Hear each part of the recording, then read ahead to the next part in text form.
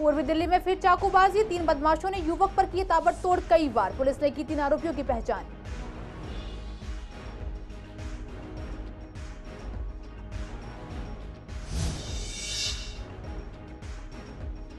Karkardooma court ने दंगों के 2 दोषियों को सुनाई सजा। 2020 में दयालपुर में कई दंगे में चलाई थी गोली। गोली लगने से पुलिस कांस्टेबल हुआ था घायल।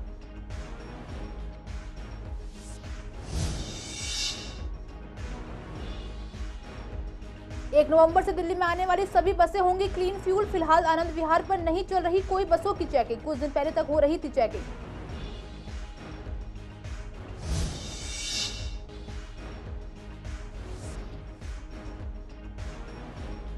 करवा चौथ पर बाजारों में रौनक, दुकानों पर लगी हुई है कतार। महिलाएं जमकर कर रही हैं खरीदारी।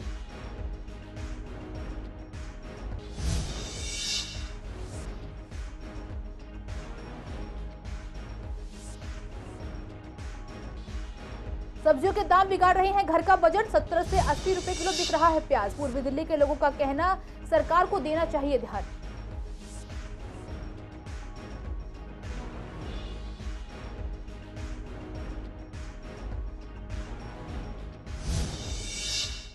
नमस्कार, आप देख रहे हैं सीसीएन लाइव। मैं हूं आपके साथ काजल चौधरी। स्वागत है आपका हमारे खास कार्यक्रम पूर्वी दिल्ली खास में। कुछ खास खबरों के साथ करते हैं बुलेटिन की शुरुआत। गीता कॉलोनी इलाके में 3 बदमाशों ने एक 30 वर्षीय व्यक्ति पर चाकू से ताबड़तोड़ वार करके उसकी हत्या कर दी। घटना की जानकारी मिलते ही पुलिस टीम मौके पर पहुंची। पुलिस ने बताया कि गीता कॉलोनी इलाके से 3 बदमाशों द्वारा एक युवक पर चाकू से हमला करके उसकी सूचना प्राप्त हुई थी। मौके पर पहुंची टीम ने युवक को अस्पताल पहुंचाया, जहां डॉक्टरों ने उसे मृत घोषित कर दिया। डीसीपी रोहित मीणा ने बताया कि 8:20 के आसपास उन्हें इन्फॉर्मेशन मिली थी कि पार्क के पास एक डेड बॉडी मिली है। मरने वाले का नाम रविकांत है। पास में जो पार्क था वहां पर कुछ झगड़ा हुआ था, जिसके बाद शख्स पर ताबड़तोड़ चाकू से हमला किया गया और मौके पर ही शख्स की मौत हो गई। मामले में टीमों का गठन भी हो चुका है। मौके से कुछ कपड़े और वेपन भी बरामद हुए हैं। उसको फोरेंसिक जांच के लिए भेज दिया गया है। ये लगभग 8:20 के आसपास हमें इंफॉर्मेशन मिली थी।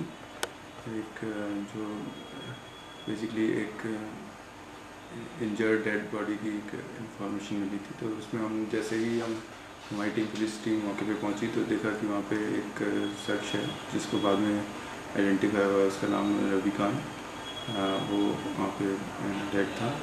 जब मामले में हमने वहाँ पे टीम ने जब फर्दर इंक्वायरी की तो पता चला कि वहीं पे जो पास में जो पार्क है उसमें कुछ झगड़ा हुआ था और इसी के बाद उसमें इंजरी से उस शख्स की डेथ हो गई।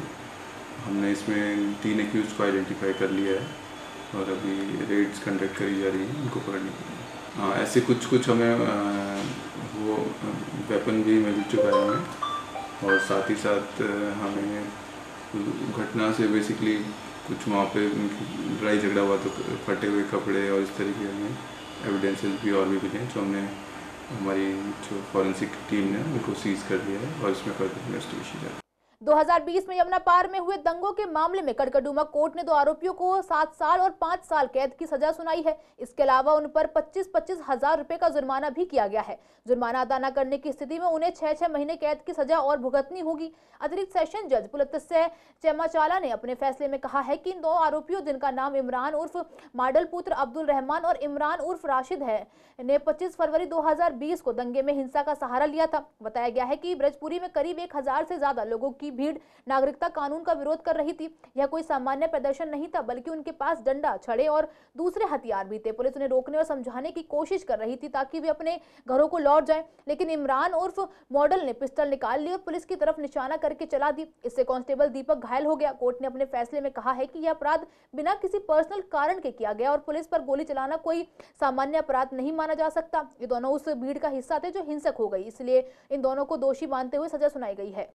1 नवंबर से दिल्ली में आने वाली सभी बसें क्लीन फ्यूल की होंगी। सीएक्यूएम के इस निर्देश के बाद रविवार को पड़ोसी राज्यों से आने वाली बसें किस फ्यूल पर चल रही हैं, इसकी चेकिंग को लेकर जब हमारे संवाददाता ने आनंद विहार टर्मिनल पर गए तो वहां देखा कि अभी यूपी से आने वाली बसों की कोई चेकिंग नहीं चल रही थी। हालांकि आनंद विहार टर्मिनल पर काम करने वाले एक व्यक्ति ने बताया कि कुछ दिन पहले जरूर चेकिंग की गई थी, जिसमें एक यूपी की और एक उत्तराखंड की बस को यहां से बाहर भेजा गया था। सीएक्यूएम के निर्देश पर दिल्ली सरकार ने आनन फानन में यह आदेश तो जारी कर दिया है कि 1 नवंबर से दिल्ली में केवल इलेक्ट्रिक सीएनजी या BS6 डीजल इंजन वाली इंटरस्टेट बसों को ही आने की अनुमति दी जाएगी।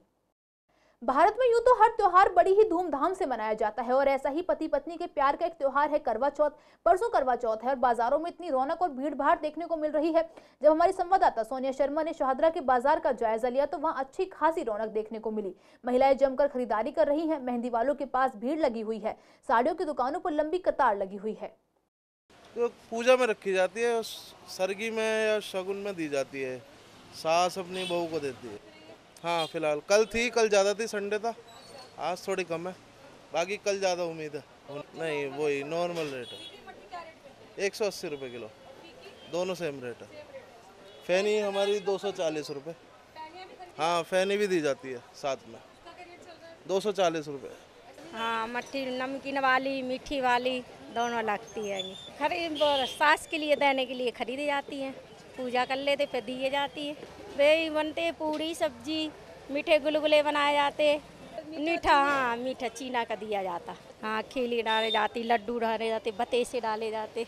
करवा चौथ को लेके, और करवा चौथ के लिए जैसे ये थाली वगैरह हम पूजा में यूज़ करते हैं तो वही लेने आई हूँ मैं। ठीक है, मतलब जेन्युइन है, इतने तो होने चाहिए। अगर आप स्टील की थाली छलनी ले रहे हो तो 200 का एक पीस है तो ठीक है, मेरे अकॉर्डिंग ठीक है, इतना होना चाहिए। मेरे पास एक्चुअली ये पहले की रखी हुई है तो मेरा मन था कि मैं छलनी ले लूँ, लेकिन मैं दोनों चीज़ें के अभी कंफ्यूज हूँ कि मुझे क्या लेना है। बस खरीदारी करने आए, देख लूँ वहाँ से करवा चौथ के लिए ये करुआ खरीदने, ये सबसे ज़्यादा इम्पोर्टेंट है। ये करवा चौथ की फेस्टिवल चल रहा है मैडम, यहाँ पर मैडम कर रही है, अंदर है शॉपिंग कर रही है अंदर, वो अपने आप ही ले रही है, अपने आप डिसाइड कर रही है। वो तो सरप्राइज होता है। रौनक हमारे यहाँ शादी में काफ़ी अच्छी रहती है और काफ़ी अच्छी खरीदारी करके ले जाते हैं लोग यहाँ से। मैं करवा चौथ के उपलक्ष्य में खरीद रही हूँ और बहुत अच्छा बाजार लगा हुआ है, बहुत एंजॉय कर रहे हैं, हम शॉपिंग कर रहे हैं, बहुत ही अच्छी रौनक है।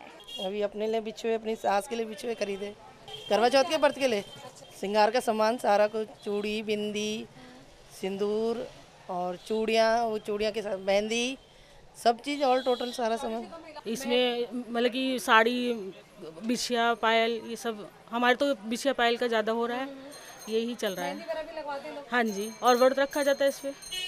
मैम ये नेल पेंट और बिंदी का पत्ता ले रही हूँ। श्रृंगार का सामान सारा 16 श्रृंगार होता है, बिंदी लिपस्टिक मेहंदी महावर।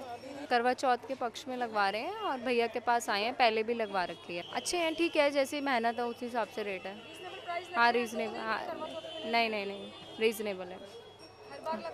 हाँ जी, पहले लगवाया था, मुझे अच्छा लगा और अभी भी ठीक ही है, अच्छा ही है वो। और हम हर बार आते हैं लगवाने, बिल्कुल भैया से ही लगवाते हैं, बहुत बढ़िया मेहंदी लगाते हैं ये करवा चौथ के लिए। कितना एक्साइटमेंट है लोगों को? बहुत बढ़िया, बहुत ज़्यादा है। अभी तो रीजनेबल हैं, जैसे शाम को रस होगा जब ही बढ़ेगा साथ। अभी 500 के 2 हैं, 1000 तक जाएगा, 1000-1500 तक। सब में ज़्यादा 5 चीज़ खरीदती हैं ये, बिंदी का पत्ता, सिंदूर, नेल पॉलिश, लिपस्टिक और चूड़ियाँ, ये 5 चीज़ कंटिन्यू खरीदती हैं। और उसके बाद में जो 7 करती हैं 9 करती हैं तो उसमें और आइटम बढ़ जाती हैं। हाँ तो मेकअप के सामान तो बता रहा हूँ, ये बिंदी हुई, लिपस्टिक हुई, और जो लगभग 5 चीज़ें ज़्यादातर करती हैं। और जो सारा सामान भी लेते हो 11 भी हो जाती है, 12 भी। मेकअप किट है, फेस वॉश है, फाउंडेशन है, ये सब खरीदती हैं। सब्जियों के दाम अक्सर घर का बजट बिगाड़ देते हैं क्योंकि सब्जियों की जरूरत हर रोज पड़ती है। ऐसे में आलू, प्याज और टमाटर ऐसी सब्जियां हैं जो हर रोज इस्तेमाल में आती हैं। जहां एक और पहले टमाटर ने लोगों को रुला रखा था, वहीं अब प्याज ने लोगों की आंखों से आंसू निकाल दिए हैं। आज प्याज 70 से 80 रुपए किलो मिल रहा है। लोगों का कहना है कि त्योहार का समय है और प्याज इतनी महंगी हो रही है, सरकार मिडिल क्लास फैमिलीज की तरफ बिल्कुल भी ध्यान नहीं देती है। पहले टमाटर के लिए लोग परेशान थे, प्याज को लेकर दिक्कतें हो रही हैं। दिल्ली गवर्नमेंट क्या अपना टैक्स ही इतना, दिल्ली गवर्नमेंट चाहे तो अपना टैक्स कम कर सकती है। अपना टैक्स, जब डीजल का इनका टैक्स कम होगा तो सारी चीज़ें अपने आप सस्ती हो जाएंगी। गरीब आदमी पिस रहा, वो क्या बेचेगा? 60 रुपये ला के क्या बेचे? उसे तो मिल ही कुछ नहीं रहा। गरीब आदमी तो दब रहा और उसका ना माल बिक रहा है, महंगा माल ला रहा है, आगे कोई ले नहीं रहा। अगर एक कच्चा माल है, एक दिन रुक जाता है तो सड़ जाता है। महंगा आदमी आता है कि वो किसान अपनी जगह रो रहा है, गरीब आदमी अपनी जगह रो रहा है और लेने वाला सारा। दिल्ली गवर्नमेंट चाहे तो डीजल का रेट कम करे, अपना टैक्स उसका इतना 100 रुपये डीजल पे, 40 रुपये दिल्ली सरकार ले रही है। क्यों ले रही है? 1200 रुपये का था सिलेंडर, 1103 रुपये का। तो अब ये इलेक्शन के बाद देखना फिर एकदम जंप करेगा। सब्जियां भी कम, सब्जियां तो पहले कम होनी चाहिए, दूध भी महंगा किए जा रहे हैं, सब्जियां भी महंगी की जा रही है, घी भी महंगा किए जा रहे हैं। अभी प्याज रेट चल रहा है 80 रुपये, 100 रुपये और 70 रुपये, 3 रेट चल रहे हैं। हाँ 3 वैरायटी है, कच्ची भी आ रही, पक्की भी आ रही है। एक संग बजे ये हुआ कच्ची आना रुक गया, इसलिए पक्की में रेट बढ़ गए। अब कच्ची आगे रेट उतरते रहेंगे। हाँ नई आई है। सब्जी सब महंगी तो मटर ही चल रही है, प्याज और मटर का रेट है। प्याज का 80 रुपये रेट चल रहा है। मुझे शॉर्टिंग पड़ रही थी, प्याज चक्कर से रेट बढ़ गया। प्याज तो रेट डाउन होंगे, नई प्याज चालू हो जाएगी, रेट डाउन हो जाएंगे। नहीं रेट सही नहीं है, बढ़ रही है। पीछे प्याज लिए 4 दिन पहले ही 50, 55, 40, आज 80 बोल रहे हैं। क्या वजह पीछे से ही बता रहे हैं, तेजी आ रही। हाँ वो उठाना चाहिए गवर्नमेंट को कदम, प्याज को थोड़ा सा सस्ता लगा के कहीं ना कहीं गवर्नमेंट को बंटवानी चाहिए। महंगाई तो आग लगी हुई है, महंगाई को क्या करें, लेना पड़ रहा है। बजट डामाडोल है, बिल्कुल बरकत भी नहीं रह रही। जो 40 रुपए वाली चीज़ होती है ना, जैसे घिया तोरी वगैरह, वो 80 रुपये, 100 रुपये। लगातार बढ़ते पॉल्यूशन पर रोक लगाने के लिए सरकार नित नए नियम बना रही है। पहले 10,000 का चालान, फिर पीयूसी ना होने पर पेट्रोल पंप पर पेट्रोल ना मिलना, ट्रैफिक पुलिस द्वारा गाड़ियों की पहचान कर पेट्रोल पंप पर ही चालान काटना, जिन गाड़ियों के पास पीयूसी नहीं होगी एमसीडी के साथ मिलकर उन गाड़ियों को पार्क न करने का आदेश जारी करना। इस पर जब हमारी संवाददाता सोनिया शर्मा ने लोगों से बात की तो उनका कहना है कि सरकार सही फैसले ले रही है, लेकिन इनमें अभी और सख्ती बरतने की जरूरत है, क्योंकि अभी भी कई गाड़ियां पॉल्यूशन फैला रही हैं।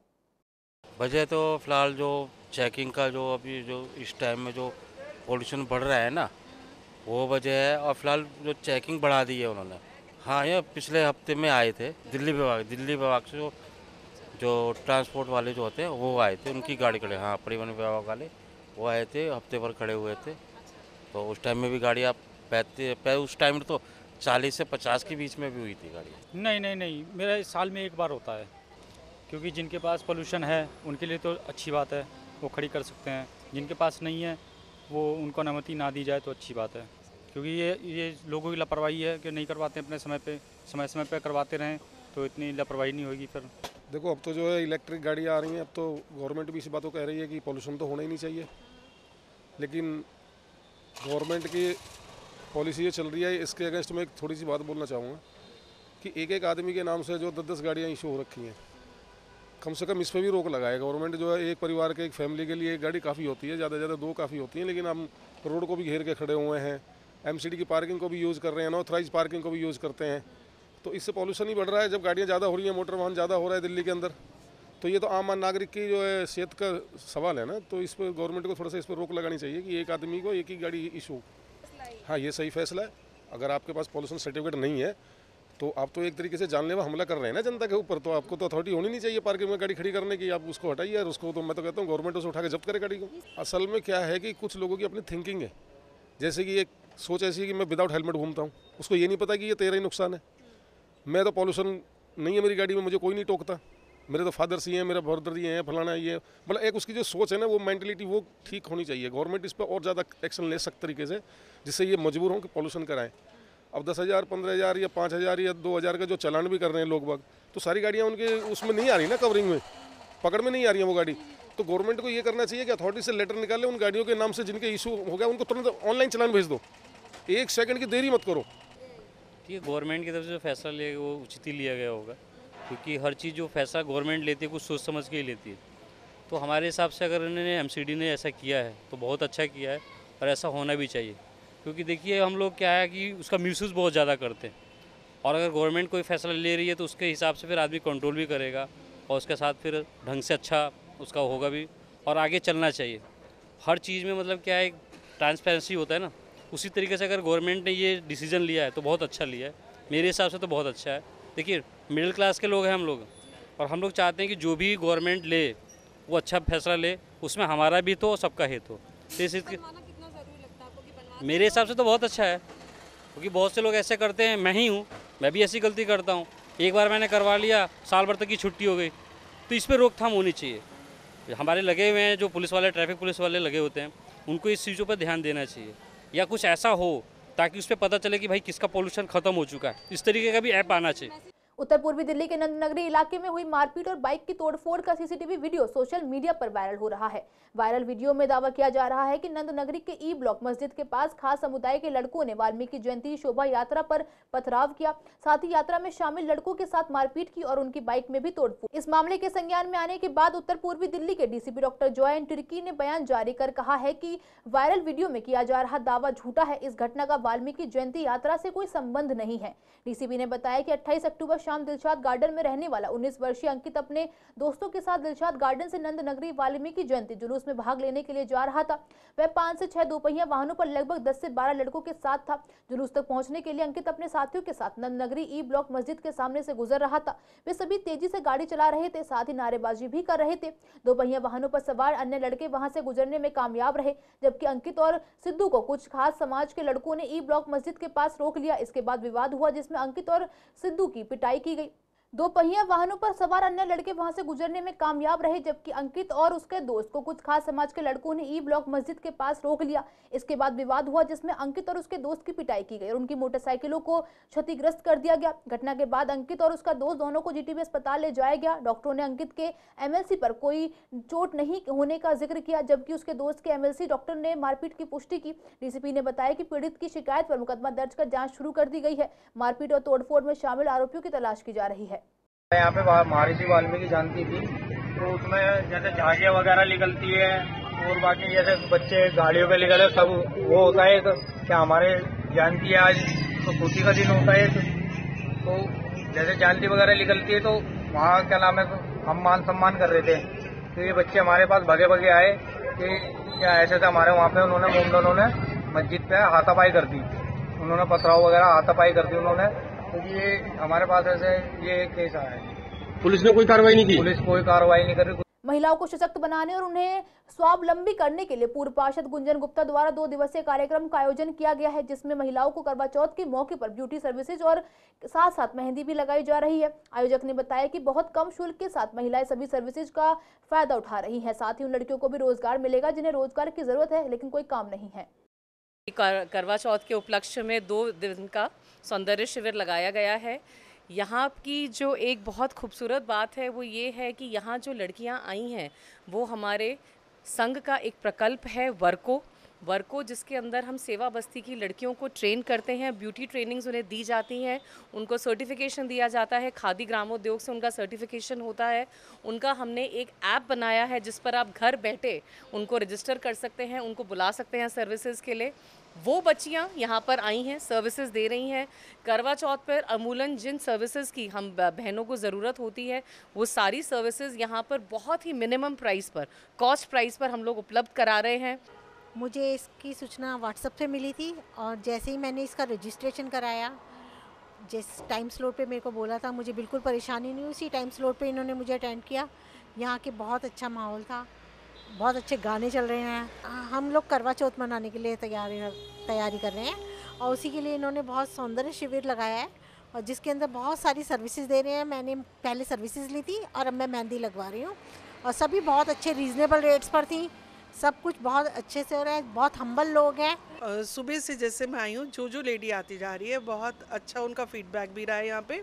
और स्टॉल ये मेरा हैंडलूम से रिलेटेड बेडशीट है, तोरण है, चॉकलेट्स हैं, ऑर्गेनाइज़र हैं और काफ़ी चीज़ें, पर्सेस वगैरह हैं।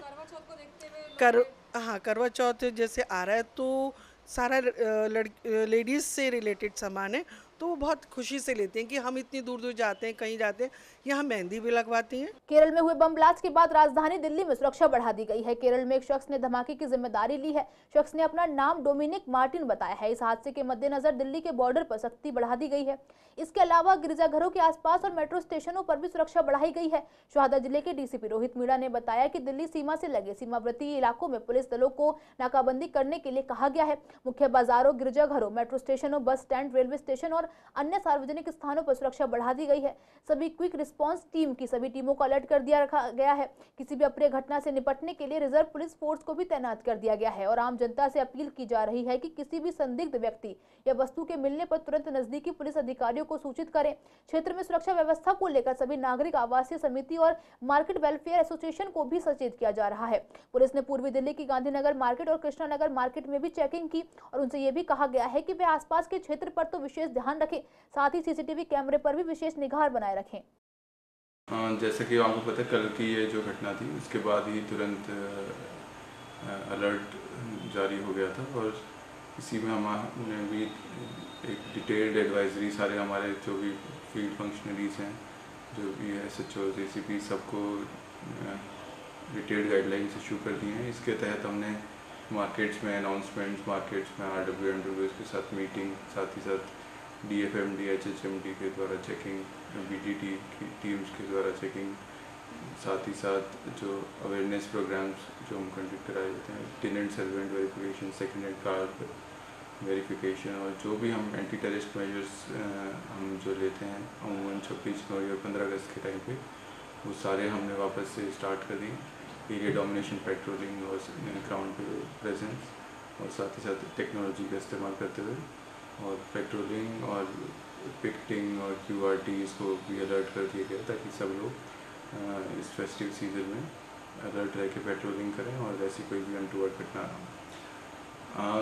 लगभग हम 1000 से ज़्यादा रोजाना गाड़ी चेक कर रहे हैं। बॉर्डर्स पे है वो बेसिकली हमारी जो बॉर्डर्स पे जहाँ इम्पोर्टेंट बॉर्डर्स हैं वहाँ पे हमारी 24/7 पिकेट्स हैं और वहाँ पे हमारी प्रेजेंस भी रहती है और रात पे ख़ास तौर से हम ज़्यादा वहाँ पे चेकिंग करते हैं ताकि कोई भी एंटी सोशल एलिमेंट है वो इस तरफ ना आए।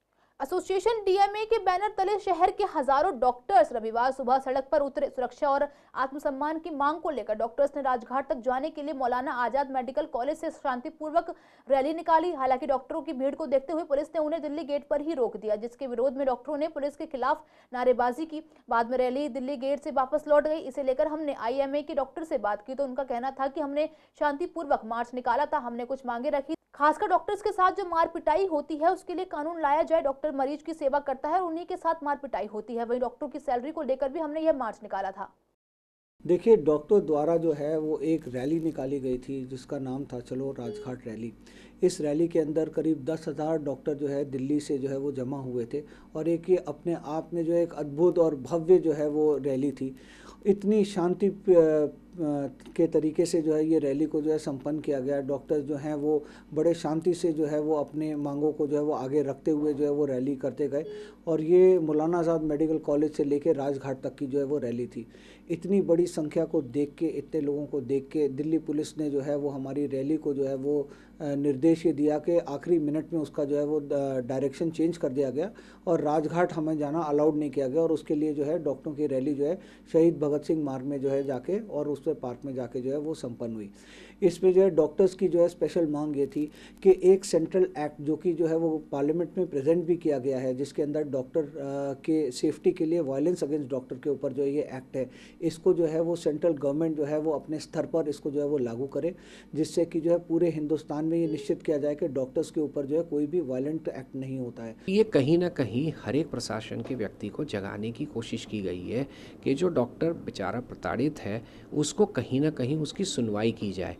जो प्राइवेट नर्सिंग होम्स है जो कि more than 70% of the population को कैडर करता है, आज इसी एरिया में कृष्णनगर एरिया में करीब 20 से 22 हॉस्पिटल्स है, लेकिन उसमें से कुछ ऐसे रूल्स एंड रेगुलेशंस स्ट्रिक्ट हो गए जिसकी वजह से वो बंद होने की कगार पे है।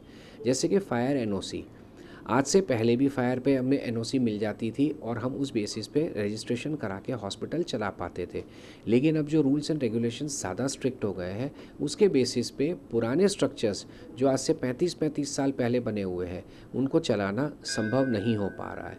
तो इन वजहों से, इन चीज़ों की वजहों से हमने ये हर एक authority, may that be centre, may that be state, may that be MCD या और भी कोई इसमें रिस्पॉन्सिबल जो भी है व्यक्ति जो हमें सहायता कर सकता है, हमारी सहायता करे। It is a question of our survival, it is a question of our dignity. तो ये एक बेसिक एक रैली थी हमारी टू मेक एवरीवन अवेयर। आज के लिए इस बुलेटिन में बस इतना ही। हर रोज ऐसी नई खबरें देखने के लिए देखते रहिए CCN लाइव। नमस्कार।